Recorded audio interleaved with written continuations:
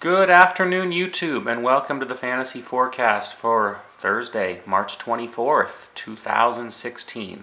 We have a 5-game slate in front of us, a lot shorter than yesterday. I got a request to review the results from yesterday, so here they are. I'm going to let you guys just pause the video and see. It starts at, because I don't know which optimals go with which particularly. There's 284, 289, 99, I don't think I listed. I think that was the last minute one I ran. 311, this one was interesting here. Yeah, this one was very interesting. So,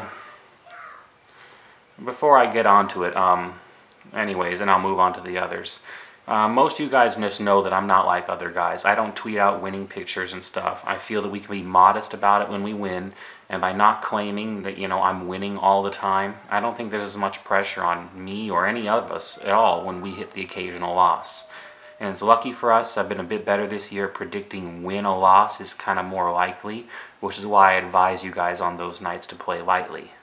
I mean, I've seen some of you guys bet hundreds on my lineups, and that's flattering in some ways, but it's such a large amount of money, and it kind of makes me feel bad to hear about it if there's a loss. So I always want to advise when there's more risk. Guys, I want you all to win. And I believe in that old saying where if you teach a man to fish instead of giving him one, you feed him for life and not for a day. That being said, I'm going to give you guys all the optimals, and my own each day that I'm able. And because, you could see a great combination in them. Obviously some of them hit. On an aside, Roto Grinders has won twice now in one of these that I'll show up coming up. Even the GPPs and the quintuple ups hit in their last two. And so a couple other lineups, And I ran a hidden joke yesterday. That's what we have up here. This is the Trump optimal lineup. Those of you guys that were sharp probably noticed that I took everyone that looked like an all-American boy from Kansas in it. But this tongue-in-cheek lineup, actually went over 300 yesterday, and it cashed everywhere, which was just surprising. Yeah, you're Trump optimal. Okay, moving on. There was a couple other ones. That one was a really bad one. The 262 wasn't good. This one was the best. I think this was Roto Grinders, like I was saying, guys. And you can check from the video yesterday, but they pulled a 333. That was an incredible score. Absolutely incredible. And then my cash lineup that I gave out on the video, guys, did quite well. That was a 325.9. Now, I did tweet out a change, but because of Twitter, and this probably saved most of you guys, it only posted with like a minute or something for people to have a chance to go in there and change it, so no one really did. So everyone that ran my cash ended up running this, and this paid off quite well. I mean, I was quite sad about Chris Paul. I mean, you really would have expected him to give a better performance, but everything else was just solid. So, there's nothing to complain about there. That's what I mean with a solid core, guys. Solid cores will really run your lineups right to the top every time. So, I mean, this crushed any game you guys entered. Quintuple ups, double ups, you name it. It might have even won some leagues at the top. I have no clue, but 325 is impressive. All right. And then there was a 292 in there. Anyways, let's go to upcoming for today. All right. So optimal lineups for today. And this is Roto Grinders. And I'm going to pull them up real fast here. Roto Grinders has for us at the point guard Chris Paul and Tony Douglas. And I'll give you projections since they've been doing well. They're projecting Chris Paul at 45.6. They're projecting Tony Douglas at 29. They have J. Rue Holiday and Rodney Hood at the shot guard. They have James and Babbitt at the small forward. They have Porzingis and Cunningham at the power forward. And DeAndre Jordan for the center. And let's go through those projections. Let's see.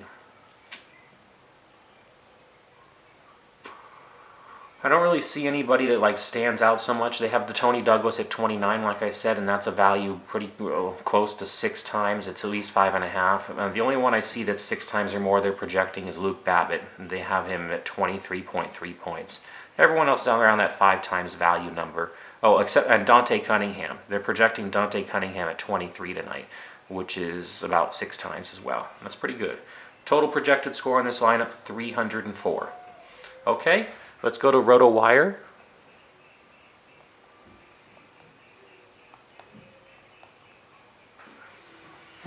And RotoWire has for us Irving and Calderon in the point guard, Holiday and Smith in the shot guard, Carmelo and Hayward in the small forward, Favors and Porzingis at power forward, and DeAndre Jordan for center. Like I said, every night, guys, you're going to see similarities across the board in these optimals. It's just the way they come out. The best values on the board here that I see that they're projecting, they have Jose Calderon at his 3,800 price, projecting at 21.2. He's their best value on the board. A lot of their pick J.R. Smith at 23 points basically, but he costs 4,300. They're projecting Porzingis at 5,900 at 30.6. And that's, when you get to higher value, you really need the higher multiples too. So that's a good one there too. Okay, moving on. Daily Fantasy Cafe. The joke from yesterday about how they had ASIC in there for 60. I believe he put up about 22 points last night. I think I said 30. At least it was somewhat close. Well, they ran ASIC again, guys, and they have ASIC again marked down for 60.3. I don't know what is going on over there, but I pulled him out, and it ended up sticking in Jordan Hill, which is a game-time decision anyways, and, it changed a couple things around. Instead of giving you LeBron, it moved it up to Durant, so I'm just going to give out this lineup anyways, because ASIC can still do okay at his price point.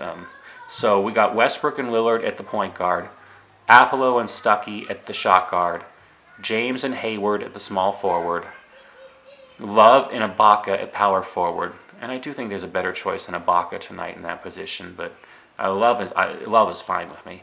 And center ASIC. I chose him yesterday. I'm not so sure about today after seeing the 22, 23 points. I mean, it's a value pick again for cash, and I can see you spending down. But today in my lineup, I had a chance to spend up a little bit, so that's where I went. And I'll show you mine in a moment. This was Daily Fantasy Pros. It was projected like at 321 or something insane, but that had that 60 points. So let's knock it down to 20 this time and say it projected at 281. Could be 291 if you're generous to ASIC and give him 30. He's not getting 60 again. I don't know what their problem is. All right, Daily Fantasy Cafe. And Daily Fantasy Cafe for us has Westbrook and Larkin in the point guard positions. They have Affalo and McCollum in the shot guard. They have Hayward and Anthony in the small forward. They have Kevin Love and Derek Favors for your power forwards, and Plumlee for the center. Now, I do like Plumlee tonight a lot. I mean, if you're going to take choices on centers, Plumlee's statistics have been there, and he's been looking like a nice value. They're projecting him above 5 times on theirs, and they're projecting the whole game at their whole score at 298. So they have one that's close to 5 times value. So every pick they have that is above 5 times is what they're thinking is doing really well tonight. Looking at that, I can see Shane Larkin is projecting at 6 times. They have him projected at 21.6 for Cleveland at minimum value. What else do I have here that's really decent in terms of hitting that mark above that I'm talking about? That doesn't do it. That doesn't. The other one is Mason Plumlee. At 5,200, they're projecting him at 26.9, which is a touch above his 5 times value. So, and they're projecting this at 298. Daily Fantasy Cafe hasn't done too bad, but they haven't. Their optimals haven't been like on fire or anything. Okay, and moving on here. This is RotoQL, guys. And RotoQL for us has today Westbrook and Tony Douglas in the point guard positions. They have McCollum and Kilpatrick in the shot guard. Bogdanovic and Durant at the small forward. And Durant has a really good game. I mean, but Utah's that tough opponent, and he didn't do as well. I mean, he said he was playing yesterday after he hurt his elbow, and he had 65 FanDuel points 2 nights before that, and then he put up 32 against an opponent he really should have done a bit better against with Westbrook. It was, yeah, you'd love 32 for most people, but at $10,000 it hurts. They have Love and Porzingis at the power forward, and Plumlee again for the center. We've already started talking about him. They're projecting this at 311 points. Okay?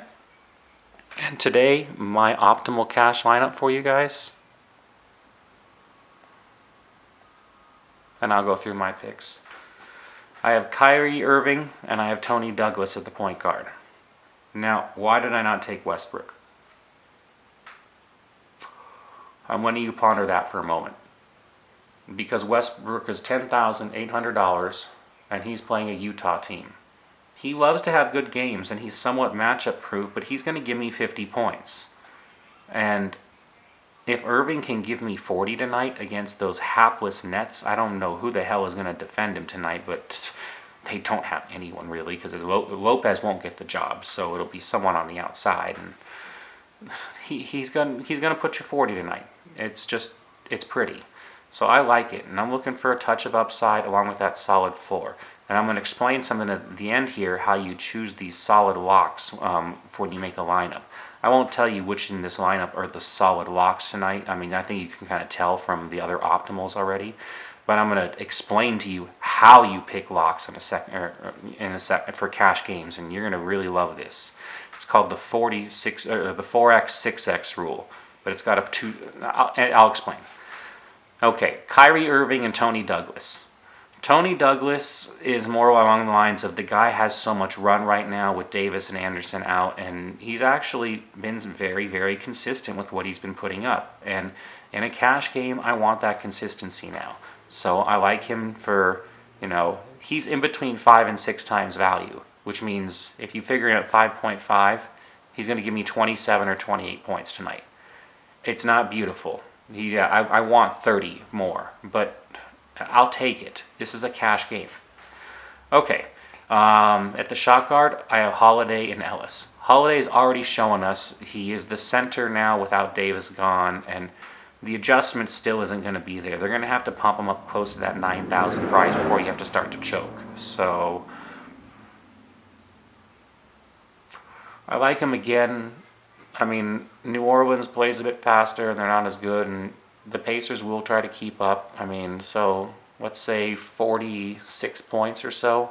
I'm more optimistic on him, obviously, because of the Davis absence, and he's just been the center. He puts up so many shots now.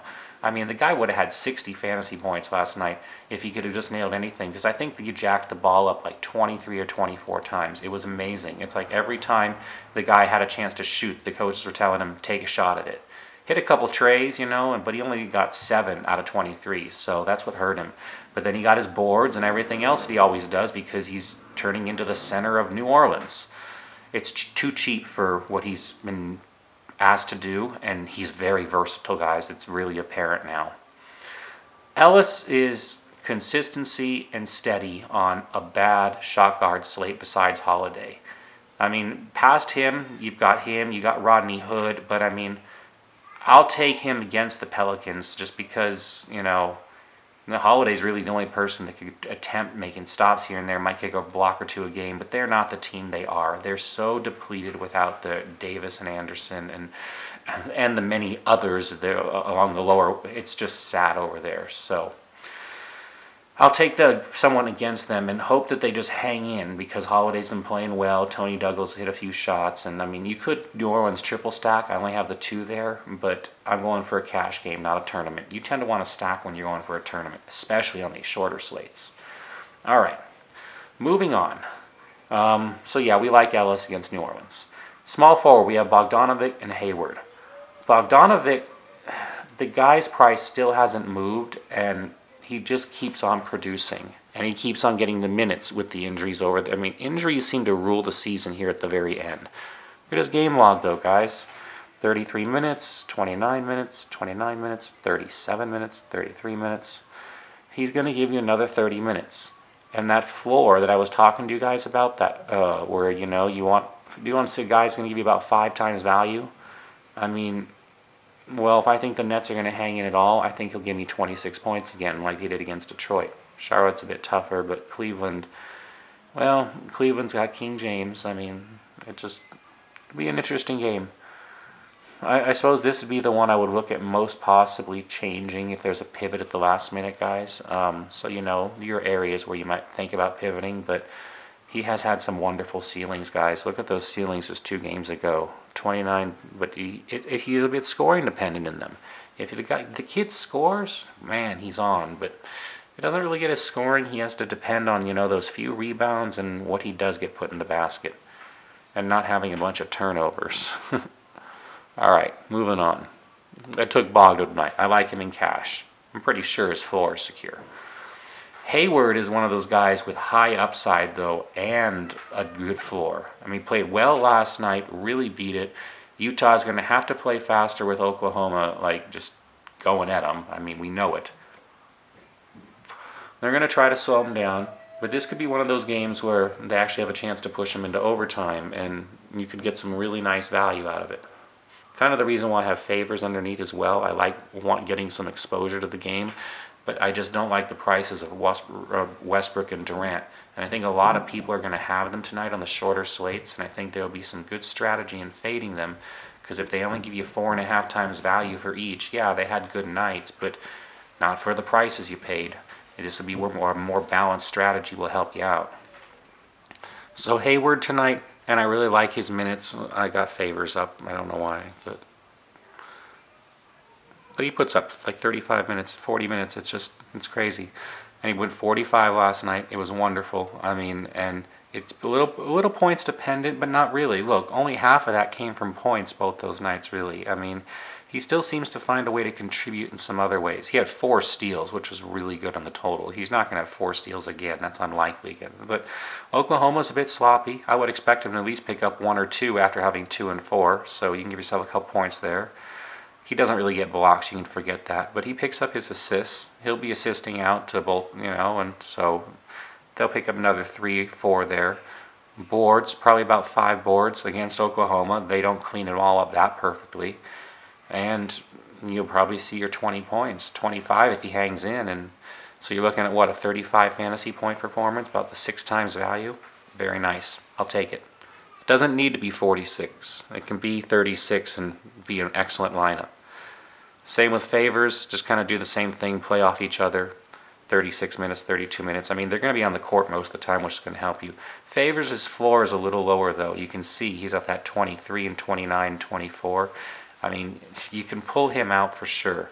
And actually, I would recommend pulling him out even more than, pull favors. And if you're going to pivot off someone, and go with Kevin Love.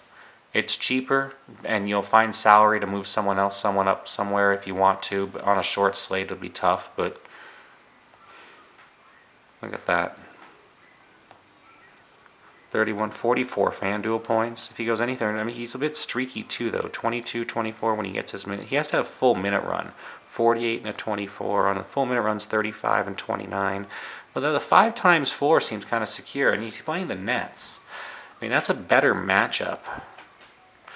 So you do that.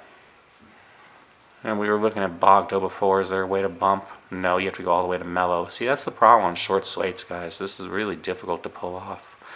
Hit George Hill. There's no reason to go to Ellis and to McCollum, not with them. Well, you can try McCollum. I mean, there's a little bit of salary left. Can't get Gasol, and he's game time and probably limited anyways. Jordan and Lopez are your best choices there. And so you can't really move up with what you saved. I mean, you'd have to drop down to Taj Gibson, who's been getting a little bit more scoring lately. It's been kind of interesting.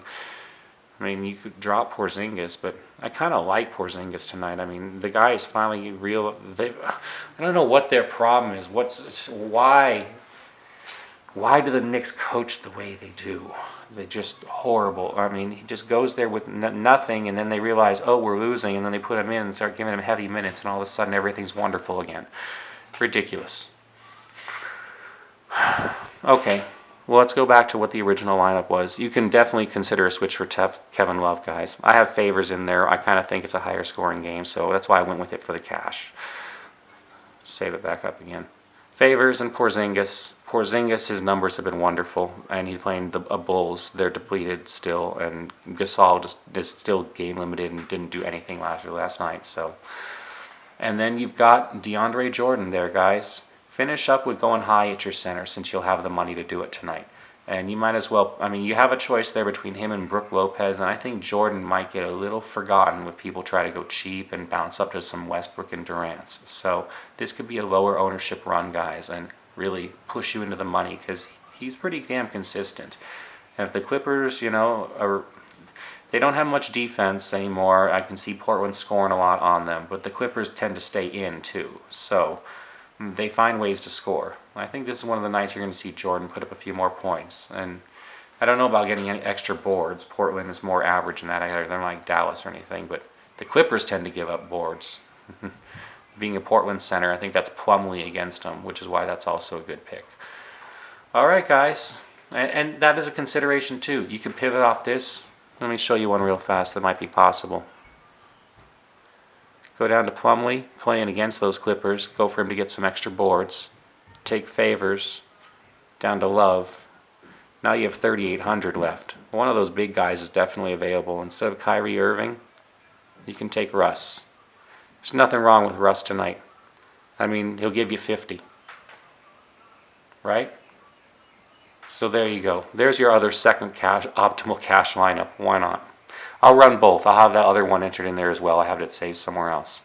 But this is a good one for you guys too. If you get some more exposure to Westbrook, I mean, he's been playing better than Durant, obviously. If you're going to take one of the two, you'll take Westbrook. And now you got Kevin Love in there playing against the Nets, and you got Plumlee at the bottom playing against the Clippers with his cheap 5,200 price. This actually is a nice little pivot there. All right. So your optimal cash lineup, number 2 for today.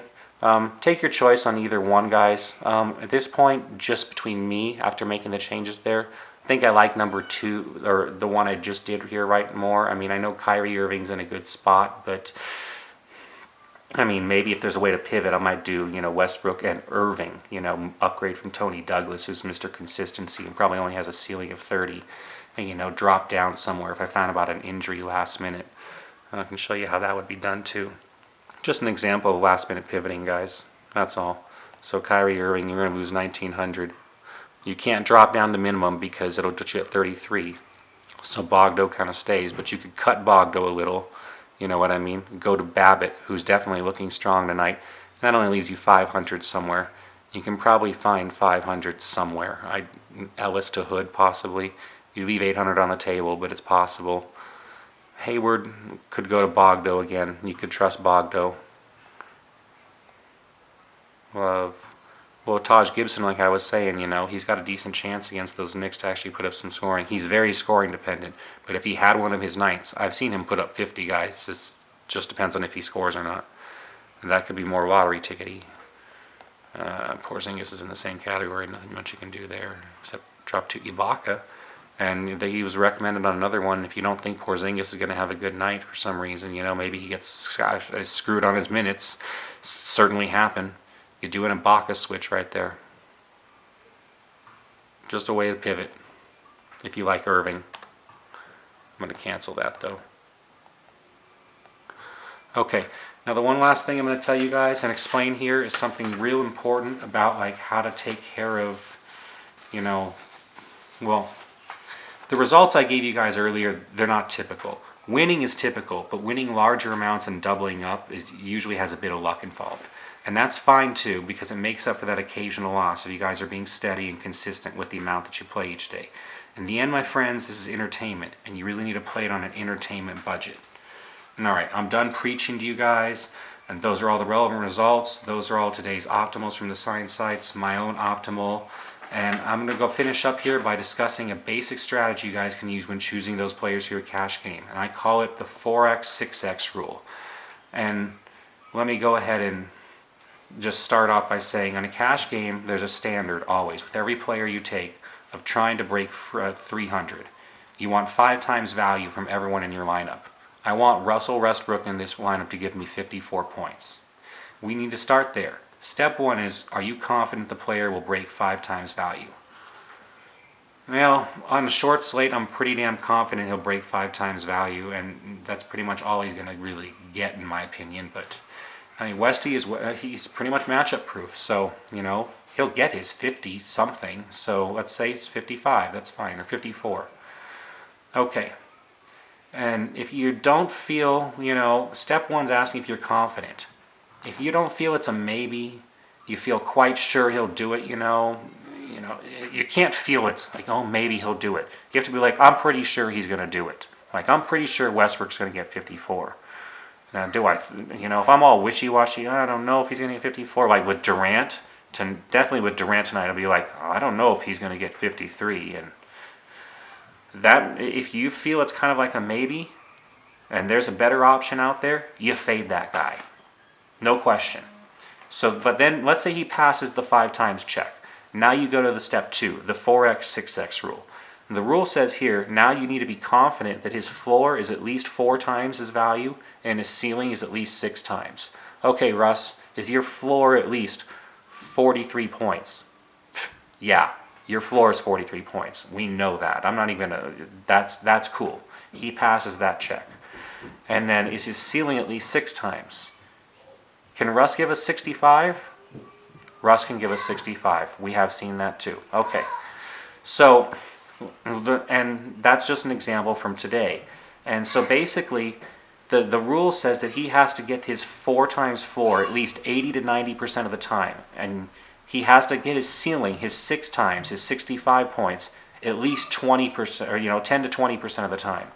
So you can round off to 85 and 15, but in a FanDuel game log with consistent minutes, that means that Westbrook needs to show at least his 43 points, in 8 or 9 contests out of the 10, and he needs to show 65 points in at least 1 or 2. So does he qualify?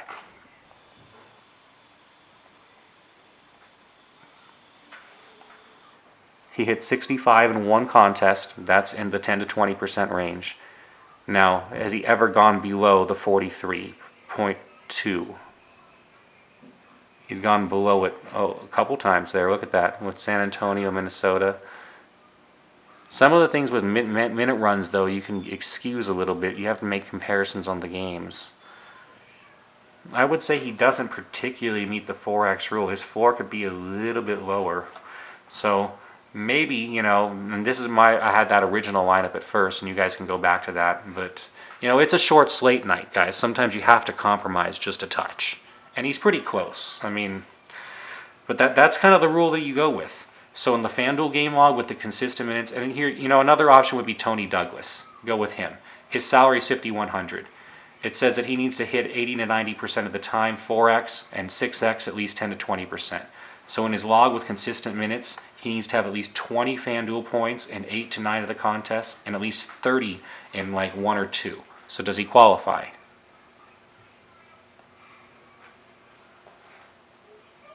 He's hit 30 in 1, 42 in 1, 30 in 1. He's hit 3 with ceilings, and then in terms of the lower ones, has he done below 20? We might be able to give him a pass on the Milwaukee game. It's almost 20. But he's got 2 low ones, and so it's within the 10 to 20. This is a good cash game pick. It's steady. He meets the criteria, because you also expect him tonight to get 5 times, which is only 25.5 points.